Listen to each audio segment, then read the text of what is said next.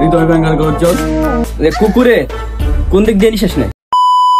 তুই আজকেও পড়া শিখছতা? তুই ডেলি ডেলি এমন করস? কি করছত রাত্রে পড়ালেখা করছতা? স্যার কালকে লাইতে আমি একটা শায়রি শিখছিলাম, কাল লাগিয়া স্যার আমি হতাম পারছি না। কি শাড়ি শিখছ তুই একটু শোনা আমারে। ভালোবাসারই আলো জ্বালাতে পেরেছে কয়জন, ছবি তো হৃদয় ভাঙ্গার গর্জন।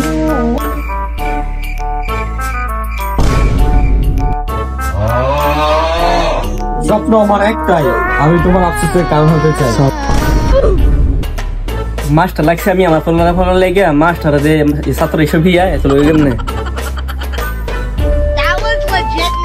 হ্যাঁ ভাবছি আল্লাহ জানে কি জানি কয় আমারে। ওকে তারিখ টাইম তো আপনি একটু বুঝাবো না এখন।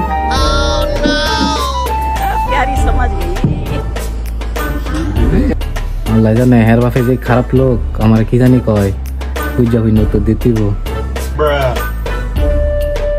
মাস্টার আপনার তো 2 মাস যাবত আমার ফলো করে গেছেন, আপনার 2-3টা মানে নিয়ম দিয়ে আপনি 2-3টা আপনার প্রশ্ন করুন, দেখি আপনি উত্তর দিতে পারেন কি। প্রথম আপনার 1 নম্বরের প্রশ্ন হইলো যে কুকুরে কোন দিক দিয়ে নিশেষ নাই?